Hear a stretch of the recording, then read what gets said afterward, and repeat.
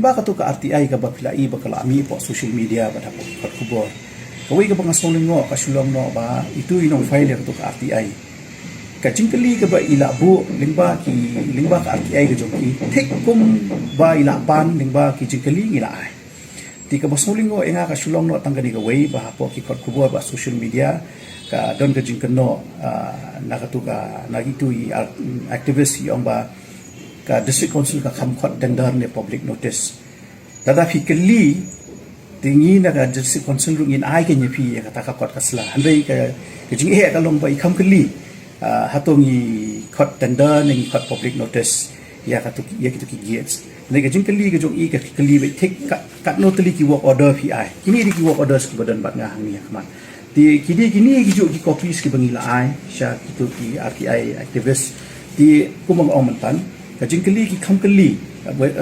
hatongi ai public notice na ni hatongi le katanda jinda ki kali tingila ai ke chuba mande kajing kali ki kali be kanu tuli ki work order tingi ai be tangka kajing don jong ki work order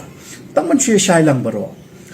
nadu ka por ka basdang jong ka jingwan shimti ka jong hangi po office ya kini ki gates ki bapher ngani thu ipi kade ka senjam ka bading kong ka bangi ngila le ka public notice yakini ki khatwai tili ki gates ki balap apok RTI ru ki ladon ki public notice ba ni hang ne po office di lesi di RTI activist da ikuha ya ka list jong ka public notice sungin ai andrei kumachu benrap ya ka ega ba phila kali ka sulong no ba khatwai tili ki gates ki bangi la abu ha ki strategic points kumachu ai nuksai phi ki don ki gates ki bangi la abu ki bangi tip ba kadon ka illegal collection the baro kitu kisnam ka yai be da ka illegal ka district council ru kam yo revenue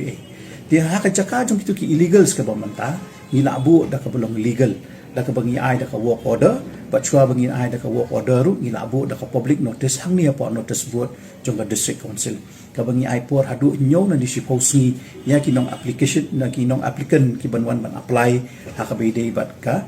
jingyo ka jong ki gates ti ban ong ya ban bun tengam tharai ba ngani ha bat ka jingkali ka jong phi ban ong bangi penbun andai kini ki gates ki bla don rupa na do kham mashwa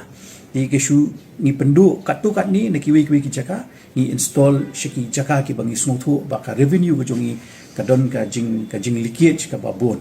ti dei tang bangin yo bangin te la kam ni ka to ka leakages ka jongi ni yo ban install kini ki gates ha ki jaka ki bangi installment ta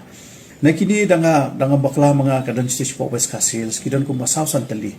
mo te hakitu ki jaka ki bangila tikna ba ki de ki illegal gate ki bala ayem na do por mashwa ngila permi da kani ka legal ka bangi ai work order ti kani ru ngan su ong pi ka de be tik tang ka trial basis